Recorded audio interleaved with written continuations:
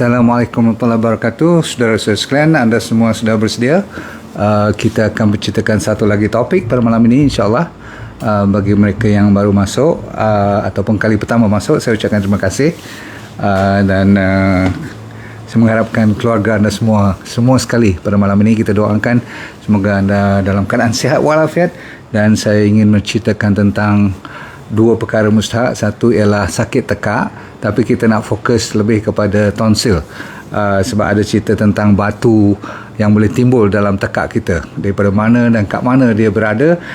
Saya kira sebahagian daripada anda sekarang kalau buka mulut, kalau you rasa macam kasar-kasar tu, kemungkinan dia menyorok kat belakang, tapi kalau kat depan atau dalam, sebelah dalam tu you akan nampak batu macam batu kapur tu, okay? Macam calcified.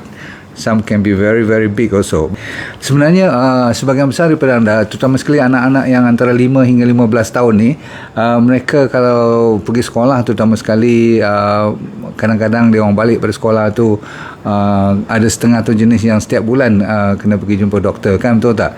Anda sendiri yang dah dewasa pun ada jenis yang berulang kali. Baik, kita habiskan dulu cerita masalah COVID semua tu, kita tak campur malam ni, okay? Itu satu cerita yang lebih asing dan pernah dan selalu you dengar. Namun dari segi sakit tekak, itu sebahagian daripada yang you kena berhati-hati. Saya ulang, you kena berhati-hati. Kalau sakit tekak, you kena make sure it's not COVID first. Faham?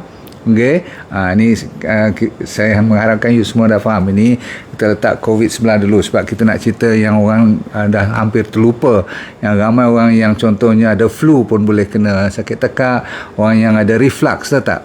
Asid yang naik balik ke atas tu, terutama sekali yang ada penyakit GERD. Ramai pesakit-pesakit GERD, GERD.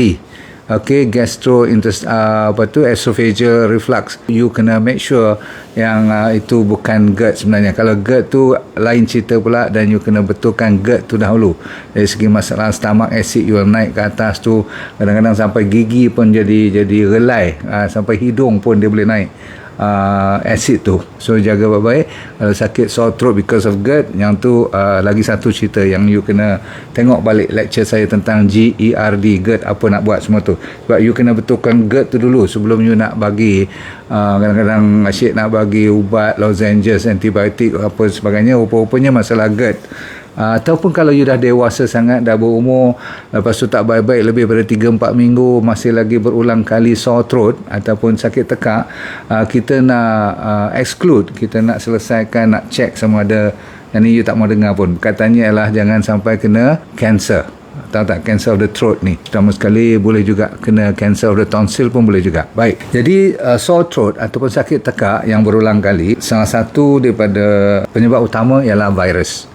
Hampir 80% daripada kes tu, bahkan kebanyakannya tak salah kalau you teka dia sebagai virus. Namun ada 20% yang datangnya penyebab daripada bakteria. Okay? Dan ada orang yang disebabkan ada alergi disebabkan mungkin alergi makanan ke, alergi tempat duduk ke, alergi kepada hama ataupun asap ataupun bulu-bulu kucing semua tu pun. Kalau you ada jenis yang alergi macam tu, you kena check balik. Faham? Okay? Dan kalau tempat-tempat yang terlalu kering dan you pula tak minum air, kadang-kadang boleh dapat sore throat ataupun sakit tekak yang senang you kena. Faham? Ataupun tak cukup tidur, setengah orang boleh sakit tekak. Okay, apapun, you ingat 4 perkara ni dulu, nanti saya sambung lagi. Okay, 4 dulu ingat. Nombor 1, you ingat vitamin C kena cukup. Nombor 2, vitamin D kena cukup dalam badan kalau nak lawan cerita malam ni. Nombor 3 ialah apple cider vinegar. Boleh tulis tak? Vitamin C kena cukup. Kalau tak cukup, kena pertingkatkan. Vitamin D selalu saya sebut, memang mainkan peranan untuk sore throat juga.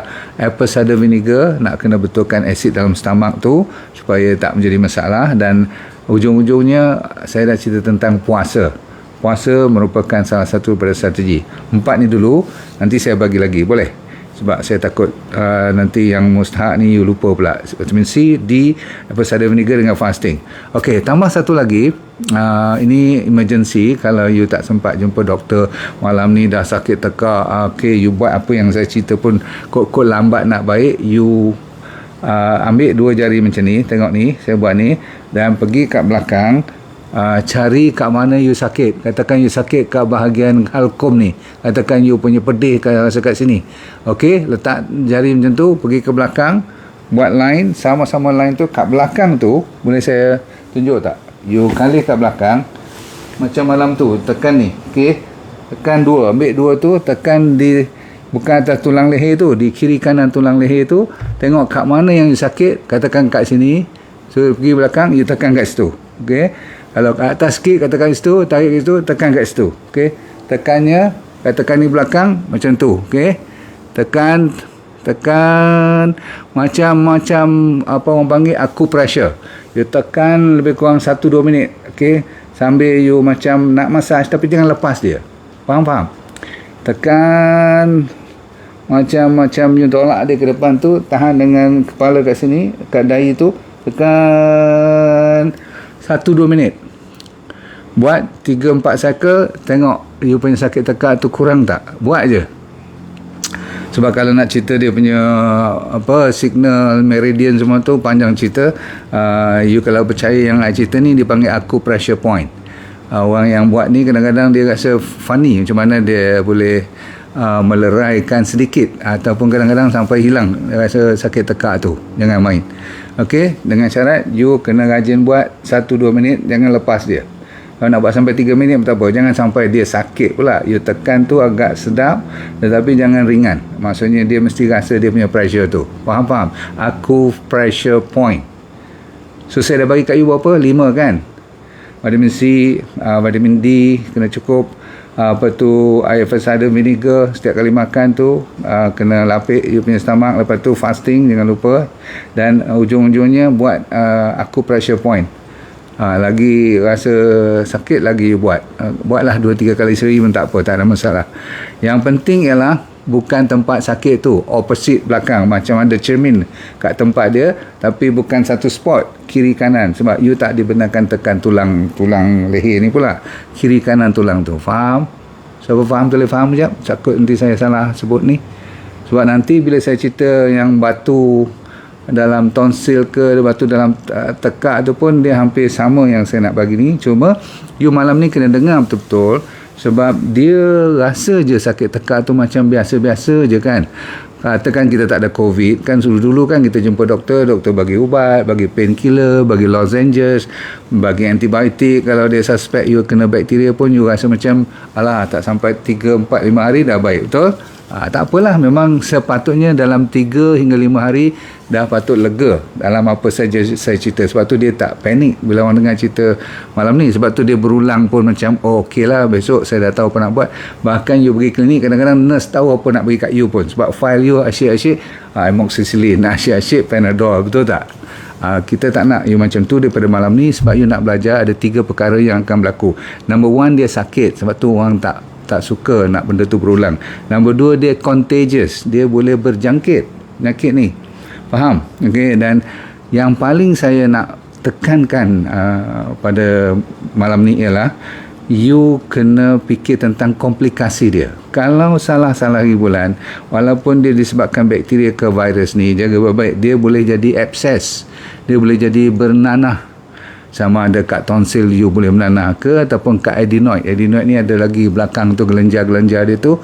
Dan kadang-kadang lapisan bahagian you punya throat ni, tekak pun nampak tak cantik lah. Bukan pink lagi dah, jadi merah.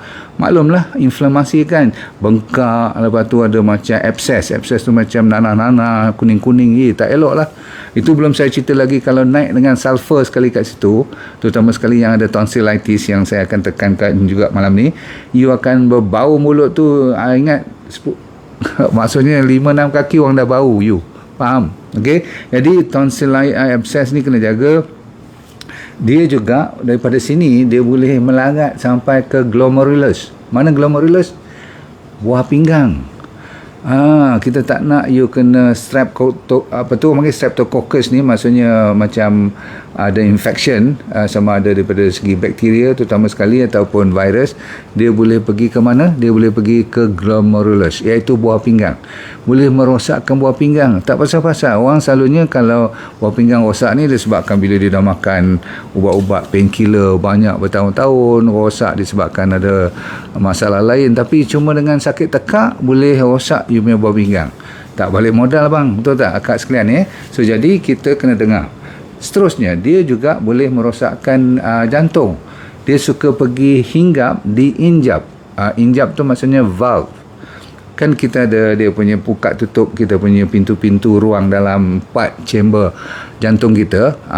Injap tu boleh jadi rosak disebabkan hinggap nanti bakteria atau apa tu virus tu akan, terutama sekali bakteria lah. Okey, bakteria infection tu boleh pergi ke jantung pun. Bayangkan kalau jantung dah rosak.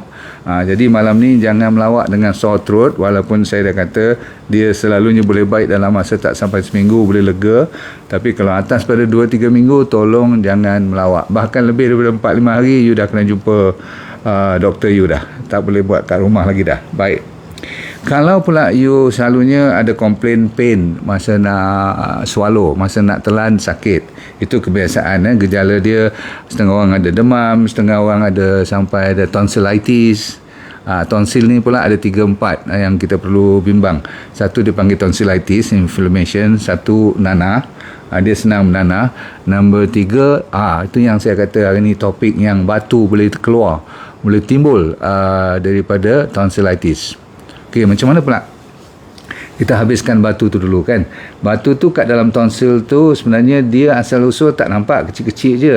Tonsil ni bila dia inflamasi, maksudnya dia dah ada infection, sama ada virus atau bakteria tu, dia bengkak. Bila dia bengkak, kadang-kadang dia nak disebabkan dia adalah antara setengah orang kata kalau teruk sangat nak buang, jangan nak buang cepat-cepat, jangan nak operate cepat-cepat, sebab memang tonsil ni adalah macam station untuk you punya polis dan army, supaya kalau ada bakteria virus dia boleh tahan dulu. Tetapi disebabkan terlalu banyak, terlalu kita terdedah kepada bakteria, dia pun dah jadi lemah, maka dia bengkak, dia tak boleh nak lawan lagi. Bakteria pula hinggap, duduk pula dalam dia punya lubang-lubang kan. Tonsil ni kan permukaan dia tu tempat orang panggil macam baja lah, tempat mereka beranak pinak nanti virus dan bakteria tu. Maka dia bengkak lagi, campur pula dengan makanan kita, campur pula dengan sampah-sampah dulu, contohnya yang tak boleh dikeluarkan sebab dah masuk kat situ, dan jadi pula makanan bakteria dan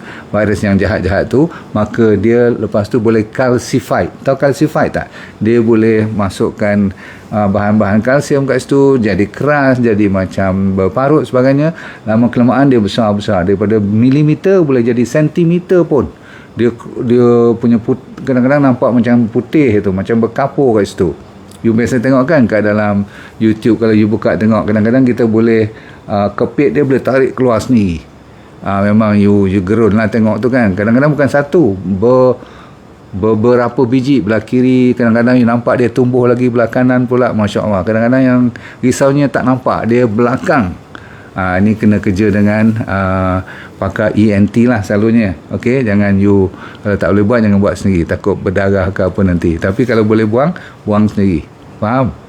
Dia bukan dangerous sangat, bukan sesuatu yang bawa maut lah, tak. Tetapi paling-paling buruk nanti kita buat tonsillectomy lah. Okey, maksudnya kita potong lah, buang. Saya punya tonsil dah buang masa saya medical school dulu, tahun ke-4, year 4 saya buat kat Trendak Camp. Masa tu saya tak tahu yang sepatutnya jangan buang. Tapi dah demam selalu sangat, nak swallow pun tak boleh. Setengah orang sampai tak boleh nafas pun. Sebab apa? Dia dah keluar macam tu kan. Dia nak tutup lubang tu, pernafasan pun teruk kan. Jadi demam selalu sangat lah. Sejak saya year 1 medical school lagi, kadang-kadang susah kan nak pergi belajar lagi. So kalau 3-4 tahun dah sampai macam tu, saya buat keputusan lah, jumpa ENT pun kata okey lah, kau buat training kat tempat aku ni, Trendak Camp ada hospital kan. Dia pakai lah dia punya wire tu kan, dia you tahu kan macam mana dia orang buat tak? Kalau ni you punya tonsil ada macam special wire yang loop tu, Dia tarik, dia bagi putus lah. Sebelah ni, hari-hari makan aiskrim lepas pada tu. Okey, tapi tuan-tuan puan sekalian, jangan melawak tonsillitis. Kalau siapa yang ada stone tu, make sure you pergi jumpa dengan pakar dulu. Dan dia kata kalau dia perlahan-perlahan, kan dia bertahun-tahun baru nampak daripada milimeter nak naik sentimeter tu. Kalau dia tak ganggu, selalunya dia orang kata tak apa, you just orang kata apa, balik tengok dulu, setahun demi setahun you datang balik jumpa I. Berarti tak teruk lah. Cuma saya takut sampai nanti besok berbau dan sebagainya. Baik, redness, merah, lepas tu gelenjar lain pun boleh bengkak lagi.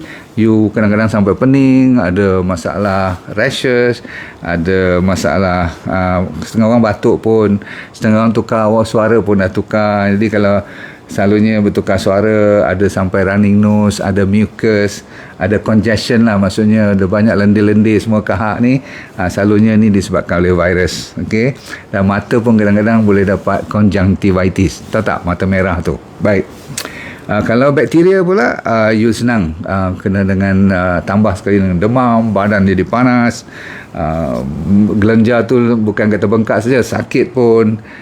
Dan kalau you dapat sakit tekak ni lebih daripada, saya kata apa, lebih daripada 4-5 hari, tolong jangan duduk kat rumah, pergi cek dengan doktor.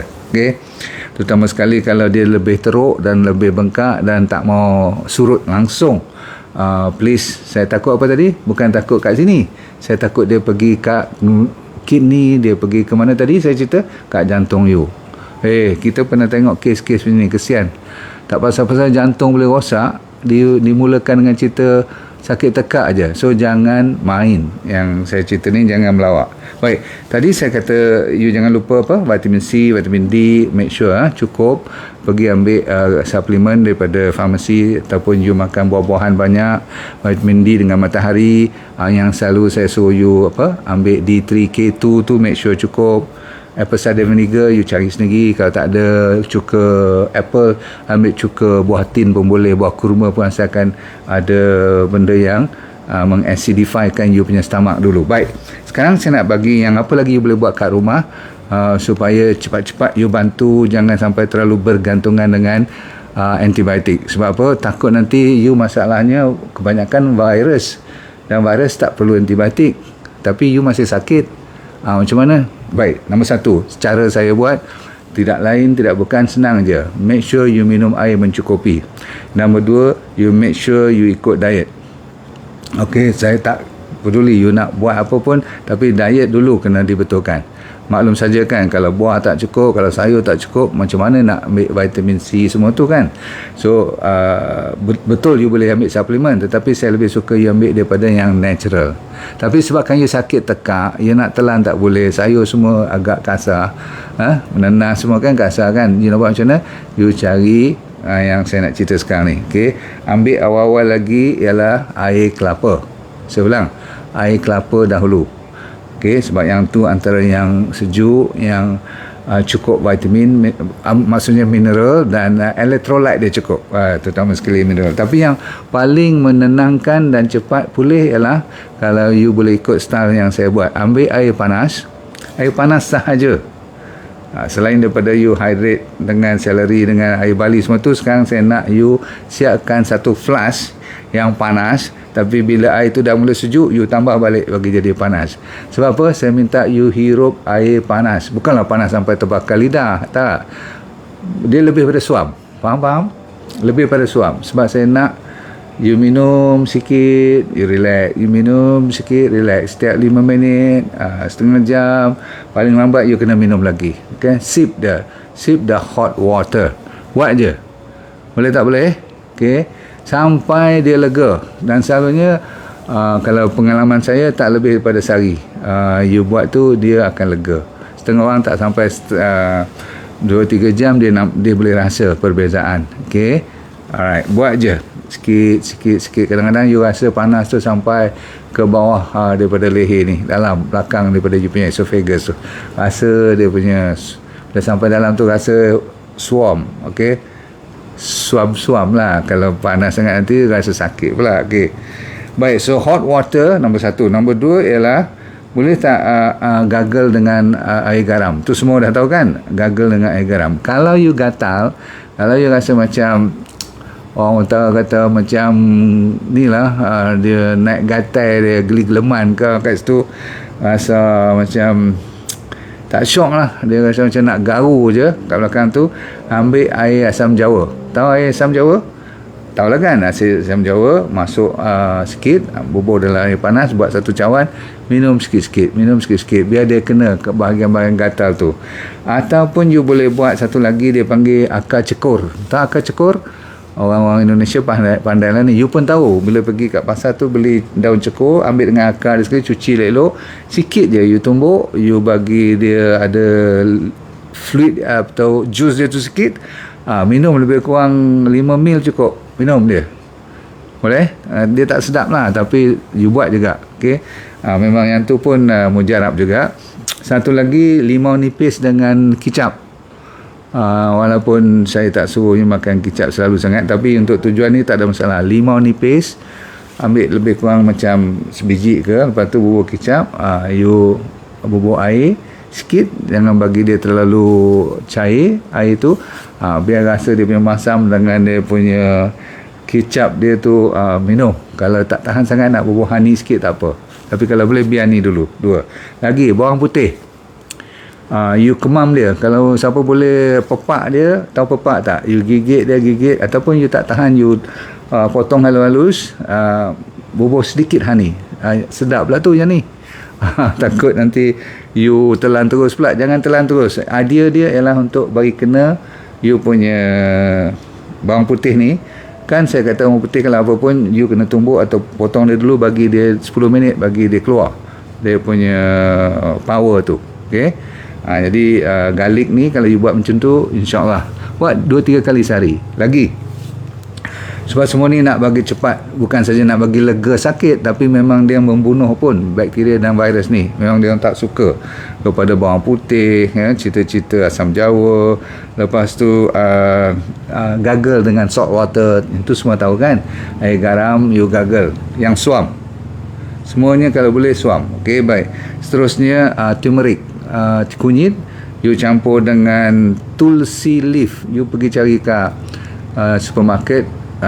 Kalau kat kampung susah sikit, tapi kalau you ada daun pudina pun boleh. Pernah dengar daun pudina? Mestilah.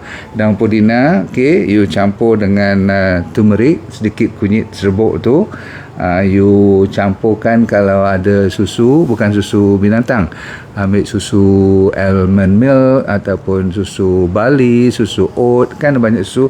Kalau susah sangat, you perah santan sikit lah, okay, campur, bagi jadi macam golden, dia kalau siap tu jadi golden drink nanti.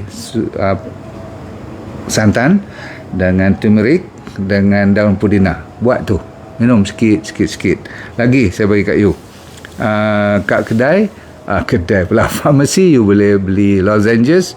Memang lozenges yang kalau boleh yang ada zinc. Tahu dia minta dia zinc lozenges, zinc, sebab zinc ni memang mereducekan inflamasi dan menenangkan sikit tempat-tempat yang sakit tu. Dia meredakan kesakitan. Selalunya lozenges tu ada benzocaine dalam tu. Kalau yang ada benzocaine tu jangan ambil lebih daripada sekali dua je, tak boleh lebih daripada seminggu. Sebab benzocaine kalau salah-salah bulan ada dia punya kesan sampingan. Yang penting ambil cara kampung, honey dengan lemon water. Ini mana-mana you pergi pun, kampung mana pun, kalau orang tu percaya kepada alternative medicine, dia mesti siapkan honey yang betul lah. Macam kita punya madu tualang tu, bukan honey yang campur-campur yang sekarang ni kan 80% semua tak betul tu. You cari yang pure honey. Kalau tidak, you minta ke admin kita, kata nak madu tualang, okey, DND punya madu tualang boleh, insyaAllah. Campur dengan apa? Lemon water, lemon. Minum. Satu lagi style ialah campur dengan lemongrass.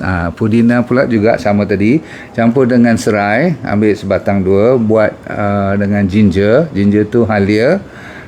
You masak periuk selalunya sesedap rasa, lebih kurang setengah daripada air yang dah dimasak tu dah surut. Jangan bawah pada setengah. Kalau 1/3 dah surut pun dah boleh ambil air tu untuk minuman seharian. Saya ulang, pudina, serai dengan ginger. Banyak mana nak letak? Agak-agak. Selalunya saya ambil 2 batang serai, 1 saiz ginger ibu jari dan daun pudina segenggam. Saya rebuskan dia, air lebih kurang 500 ml, tunggu sampai jadi 300 ml lebih kurang.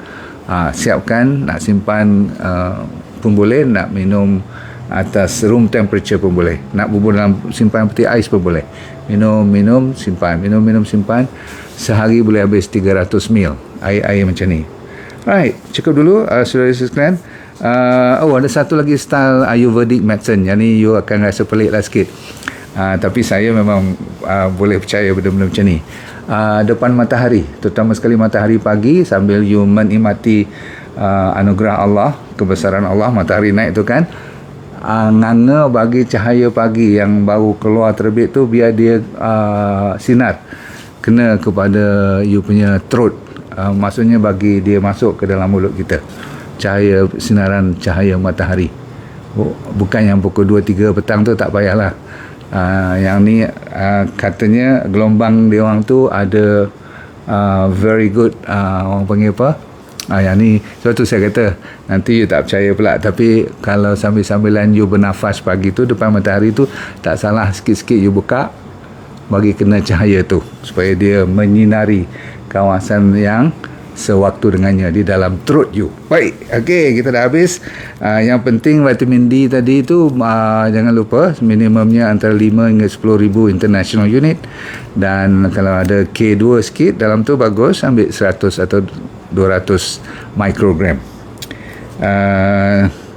Kalau you rasa susah nak telan sangat, macam terlekat kan, you rasa macam tu sempit sangat tu, you ambil kalsium sikit. Okey, ada jual kalsium lactate di farmasi. Saya ulang, kalau you rasa nak telan sampai terlekat, macam ada lump, macam ada ketul, tonsil you tak besar mana, tapi you rasa masih tak boleh telan, macam tercekik je selalu, selalunya dia sebab ada spasm tu, disebabkan sakit. You minta farmasis you cari kalsium lactate kat you, faham? Dengan syarat you dah ambil vitamin D3 K2, yang tu dulu wajib. Lepas tu you nak tambah kalsium, no problem. Okay, dan kalau bila you dah boleh makan balik ikut D&D diet, dan puasa jangan lupa, air mencukupi, tidur kena cukup, dan make sure you punya stress level under control. Baik, cukup dulu pada malam ni saudara sekalian. Kita dah bagi cukup ilmu untuk you menangani masalah yang nampak tak serius, tapi jangan sampai dia ada komplikasi. Okey, saya doakan anda seperti biasa supaya family anda dan anda semuanya berkeadaan dalam dunia yang bahagia, ya, dalam harmoni, dan akhirat kita bersama ke syurga nanti insya-Allah. Dan apa yang penting ialah let go and feel good. Bye. Assalamualaikum warahmatullahi wabarakatuh.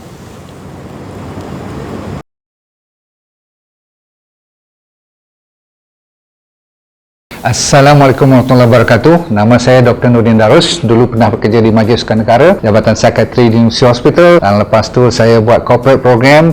Tapi Tuhan bagi rezeki kat saya untuk kena kanser pada 2001. Bukanlah seronok, tetapi pengalaman. Kali kedua saya kena relapse pada 2012. Di pengalaman tu saya nak share dengan anda, kalau anda bermasalah berpenyakit ataupun sama ada dari segi fizikal ke mental, tak jadi hal, asalkan you nak merubah hidup you. Dan bagi mereka yang belum sakit pun paling mustahak untuk mempertahankan, menghindar daripada kena sakit. Tapi insyaAllah dalam program yang dinamakan D&D Well for Life 90 Day Challenge, maksudnya 90 hari punya cabaran ni untuk meningkatkan kesejahteraan dan kesihatan hidup anda. Mau tak?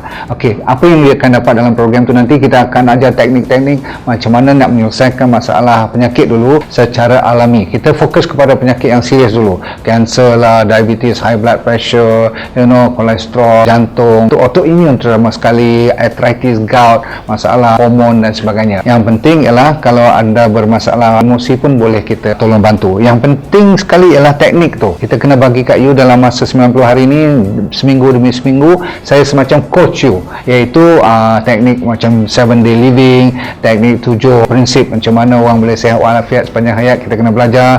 Orang Okinawa daripada Jepun, apa yang dimaksudkan dengan ikigai, saya akan ajar juga macam mana nak cari hala tujuan hidup. Ramai orang stres sangat sekarang ni, dan kita sediakan doktor-doktor juga untuk bersama bantu you supaya kita semua boleh sama membantu menjadi sihat walafiat, merubah daripada sekarang kepada benda-benda ataupun ilmu yang baru untuk menyihatkan body secara mental dan fizikal.